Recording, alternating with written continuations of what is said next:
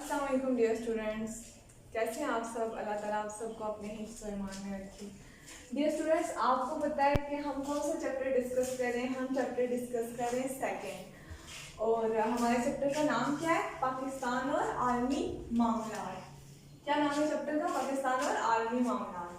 तो इस चैप्टर में हम क्या डिस्कस कर रहे थे, हम क्या स्टडी कर रहे हैं? इस चैप्टर में हम ये स्टडी कर रहे हैं कि पाकिस्तान के बाकी जो दुनिया में ममालिक हैं और उसके अलावा पाकिस्तान की जो नेबर्स कंट्रीज़ हैं उसके साथ पाकिस्तान के तल्लुकात कैसे हैं।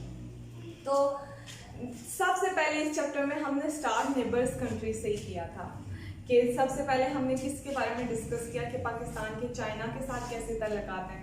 फिर उसके बाद हमने देखा कि पाकिस्तान के भारत के साथ तल्लुकात कैसे हैं। फिर उसके साथ हमने ईरान के साथ देखे, फिर हमने अफगानिस्तान के साथ देखे। तो अब हम क्या डिस्कस करने जा रहे हैं? अब हम आज इस टॉपिक में जो पढ़ेंगे ना, वो अब हमने पाकिस्तान के तल्लुकात देखने हैं किसके साथ? खलीजी रियासतों के साथ। कि पाकिस्तान के खलीजी रियासतों के साथ तल्लुकात कैसे हैं। अब खलीजी रियासतों में कौन सी रियासतें आती हैं? तो इसमें आता है मुत्तहिदा अरब अमारात, कुवैत, बहरीन और कतर। क्या? मुत्तहिदा अरब अमारात, कुवैत, बहरीन और कतर। अब हमने ये किस में आता है? मुत्तहिदा अरब अमारात, कुवैत, बहरीन और कतर। ये स्टूडेंट्स गौर से सुनिएगा, ये किस में आता है? ये आता है खलीजी रियासतों में, ये ममालिक आते हैं। तो आज हमने किसके बारे में पढ़ना है? हमने इनके बारे में। सबसे पहले इस लेक्चर में हम स्टडी करेंगे पाकिस्तान और लीबिया के तल्लुकात। सबसे पहले हम क्या डिस्कस करेंगे? पाकिस्तान और लीबिया के तल्लुकात डिस्कस करेंगे। तो उससे पहले हम खलीजी रियासतों के बारे में थोड़ा सा देखते हैं कि इनके साथ पाकिस्तान के तल्लुकात कैसे हैं। ओवरऑल पूरी बात करते हैं, उसके बाद हम इंडिविजुअली हर एक की बात करेंगे। तो सबसे पहले क्या कह रहे हैं कि जून 1971 में क्या था कि मुत्तहिदा अरब अमारात आज़ाद हुआ। कब आज़ाद हुआ था? 1971 में। ये हम किसकी बात कर रहे हैं? मुत्तहिदा अरब अमारात की बात कर रहे हैं कि 1971 में मुत्तहिदा अरब अमारात क्या हुई थी? आज़ाद हुई थी। कब हुई थी?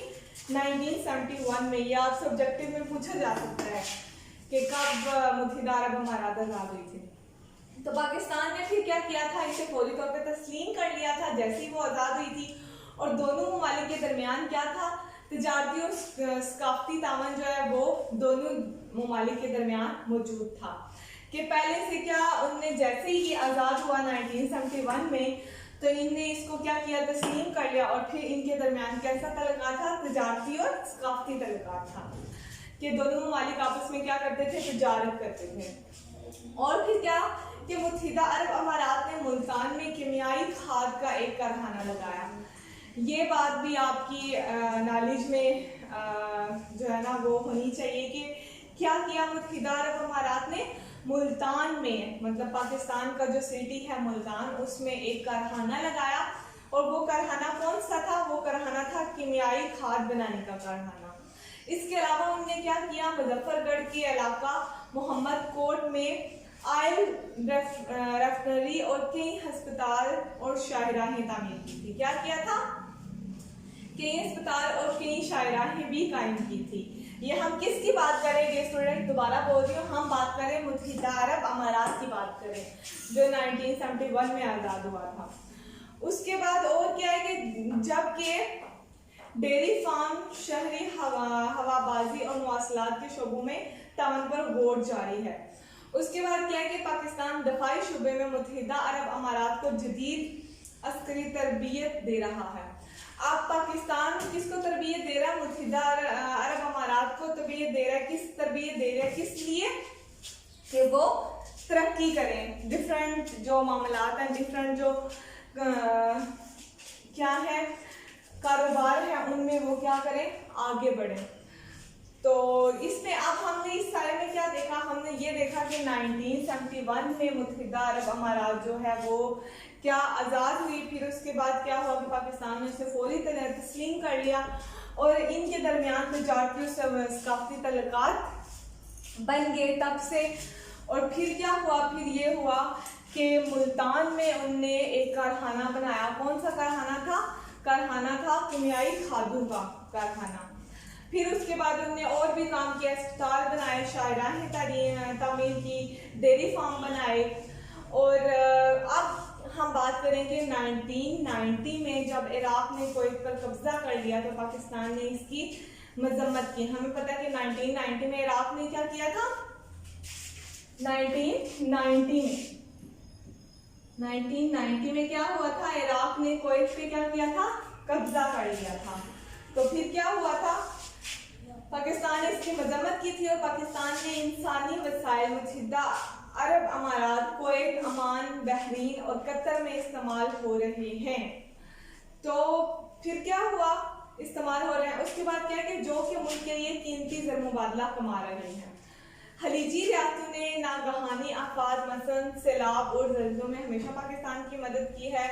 आज़ाद कश्मीर में 3 बड़े अस्पताल मुजफ्फराबाद, बाग और रावलाकोट में, और 2 तहसील हेडक्वार्टर अस्पताल जिला हटिया और नीलम वैली में तामीर किए हैं। अब देखें पाकिस्तान में उनकी कंट्रीब्यूशन कितनी ज़्यादा है। और अब हमने ये डिस्कस किया और हमने देखा कि पाकिस्तान के मुत्तहिदा अरब अमारात के साथ तल्लुकात कैसे हैं। तो हमने ये देखा कि इनके तल्लुकात शुरू से ही 1991 से ही इनके तल्लुकात क्या थे, अच्छे थे एक दूसरे के साथ। तो अभी तक ये तल्लुकात क्या हैं, अच्छे ही चल रहे हैं। और सबसे बड़ी बात कि वो एक दूसरे के मुल्क में इन्वेस्ट कर रहे हैं। ये तब की जाती है जब तल्लुकात बहुत अच्छे हों, और उसके अलावा तजारत भी बहुत ज़्यादा की जाती है। फिर पाकिस्तान उनके मुल्क में इन्वेस्ट करता है और वो हमारे मुल्क में इन्वेस्ट करता है। और हमने जैसा कि देखा कि उन्होंने अस्पताल भी बनाए, शायराहें भी बनाई, फिर उसके बाद कारखाने भी बनाए, और पाकिस्तान का जो आज़ाद कश्मीर है उसमें भी उन्होंने काफ़ी ज़्यादा काम किया। तो डियर स्टूडेंट्स, ये हम डिस्कस कर रहे थे किसको, पाकिस्तान के खलीजी रियासतों के साथ तल्लुकात, मुत्तहिदा अरब अमारात के साथ तल्लुकात। अब हमने नेक्स्ट क्या डिस्कस करना है, नेक्स्ट हमने डिस्कस करना है पाकिस्तान और लीबिया के तल्लुकात। अब हम देखते हैं कि लीबिया के साथ पाकिस्तान के तल्लुकात कैसे हैं। कि 1951 में लीबिया ने इटली से आज़ादी हासिल की थी। अब लीबिया कब आज़ाद हुआ था, लीबिया आज़ाद हुआ था 1951 में लीबिया ने क्या आज़ादी हासिल की थी। और किससे आज़ादी हासिल की थी, इटली से। और 1971 की पाक भारत जंग में लीबिया ने पाकिस्तान के मौक़िफ़ की हमायत की। कब, 1971 की जो पाक भारत जंग हुई थी उसमें लीबिया ने पाकिस्तान का साथ दिया था। कौन सी जंग में, 1971 की जंग में लीबिया ने किसका साथ दिया था, पाकिस्तान का साथ दिया था। तो उसके बाद क्या है कि उसके बाद ये कह रहे हैं कि 1974 में क्या हुआ था, कर्नल कज़ाफ़ी दूसरी इस्लामी सरबराह कॉन्फ्रेंस में शिरकत के लिए पाकिस्तान आए थे। 1974 में क्या हुआ था कि लीबिया के जो कर्नल थे कज़ाफ़ी, वो किधर आए थे, पाकिस्तान में आए थे। 1974 में क्या हुआ था, 1974 में कि पाकिस्तान आए थे। और क्यों आए थे, आए इसलिए थे कि उन्होंने किधर क्या करना था, उनने कॉन्फ्रेंस में शमूलियत अख्तियार करनी थी। तो नेक्स्ट हम बात कर रहे हैं किसके बारे में, नेक्स्ट हम बात करते हैं कि 70 की दहाई में क्या हुआ था, पाकिस्तान और लीबिया ने मुश्तरका वजारती कमीशन के अलावा मुश्तरका सरमायाकारी के मुख्तलिफ मंसूबे और बैंकिंग कौंसिल कायम की। 70 की दहाई में क्या हुआ था, पाकिस्तान और लीबिया ने मुश्तरका वजारती कमीशन के अलावा क्या किया था, मुश्तरका सरमायाकारी के मुख्तलिफ मंसूबे और बैंकिंग कौंसिल कायम की थी।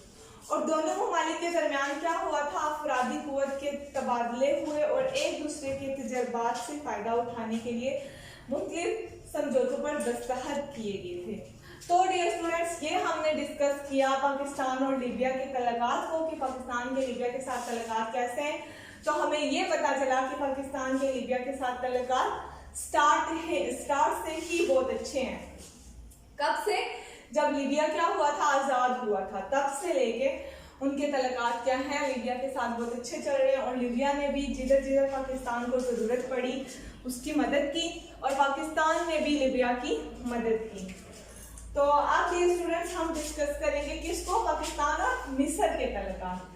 किसको डिस्कस करेंगे, पाकिस्तान और मिस्र के तल्लुकात। तो अब हम देखते हैं कि इसमें क्या है, पाकिस्तान और मिस्र की अवाम मुश्तरका मजहबी, तहजीबी और तारीखी विरसे में बंधे हुए हैं। मिस्र की और पाकिस्तान की आवाम जो है, इसका मजहब भी एक है, तहजीब भी एक है और तारीख भी एक है। क्या क्या चीजें?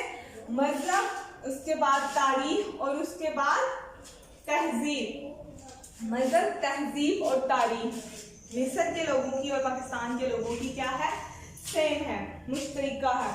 उसके बाद क्या है कि साबका सोवियत यूनियन ब्लॉक में शामिल होने के लिए मिस्र दो टोक अल्फाज में पाकिस्तान के मौक़िफ़ की हिमायत ना कर सका।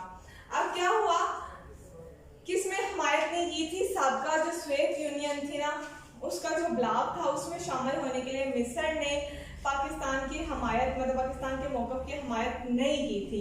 लेकिन 1973 की अरब-इसराइल जंग के दौरान पाकिस्तानी मौक़िफ़ की वजह से पाकिस्तान और मिस्र एक दूसरे के करीब आ गए। अब कब करीब आए थे? 1973 में। 1973 में क्या हुआ था? पाकिस्तान और मिस्र एक दूसरे के करीब आए थे, मतलब इनके तल्लुकात अच्छे हुए थे। और उसकी रीजन क्या थी? रीजन ये थी कि इसराइल जंग के दौरान पाकिस्तान मौक़िफ़, कौन सा? इसराइल जंग के दौरान पाकिस्तान का मौक़िफ़, ये वजह थी। और 1973 में पाकिस्तान और मिस्र के तल्लुकात क्या हुए थे? अच्छे हुए थे। और फिर क्या हुआ था? पाकिस्तान और मिस्र की D8 ममालिक में शामिल होने की वजह से दोनों ममालिक के तल्लुकात में खुशगवार तब्दीली आई। अब क्या, ये जो मायदा था D8, इसमें जब वो शामिल हुए तो क्या हुआ था? फिर इन दोनों ममालिक के तल्लुकात क्या हुए थे? मजीद बेहतर हुए थे। और फिर उसके बाद क्या देखा हमने? उसके बाद ये देखा कि पाकिस्तान और मिस्र ने कई बाहमी मफाहमत की यादाश्तों पर दस्तखत किए और उसके बाद क्या किया, जिसकी वजह से दोनों ममालिक एक दूसरे के तजर्बात से फ़ायदा उठा रहे हैं। अब इसमें भी हमने देखा कि पाकिस्तान, हम क्या डिस्कस कर रहे थे? पाकिस्तान और मिस्र के तल्लुकात डिस्कस कर रहे थे। हमने ये देखा कि स्टार्ट से पाकिस्तान और मिस्र के तल्लुकात कुछ अच्छे नहीं थे। उसके बाद क्या हुआ कि 1973 में इसराइल ने जब जंग की तो उसमें पाकिस्तान का जो मौक़िफ़ था उसकी वजह से क्या हुआ, मिस्र और पाकिस्तान के तल्लुकात एक दूसरे के साथ क्या हुए? बहुत अच्छे हो गए। और फिर उसके बाद इनके तल्लुकात अच्छे हो गए। अब फिर क्या था कि मिस्र पाकिस्तान की हर मुश्किल टाइम में मदद करता है और पाकिस्तान किसकी मदद करता है? मिस्र की मदद करता है।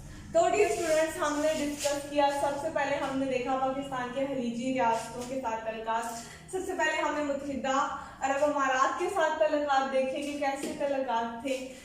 और हमने देखा कि जब आज़ाद हुई थी मुत्तहिदा अरब अमारात 1971 में, तब से ही पाकिस्तान के तल्लुकात उनके साथ बहुत अच्छे थे। उसके बाद हमने पाकिस्तान और लीबिया के तल्लुकात देखे और इसमें भी क्या था कि 1951 में इटली से आज़ादी हासिल की थी लीबिया ने, तो क्या था, तब से ही पाकिस्तान के साथ लीबिया के तल्लुकात बहुत अच्छे थे। और फिर 1971 में उन्होंने पाकिस्तान का साथ भी दिया था। और इस तरह से आगे के अगर पाकिस्तान में कोई मुसीबत आए तो लीबिया पाकिस्तान की मदद करता था बढ़ चढ़ के, और अगर लीबिया में आए तो पाकिस्तान। इसी तरह फिर हमने आप क्या डिस्कस किया, उसके बाद हमने पाकिस्तान और मिस्र के तल्लुकात डिस्कस किए।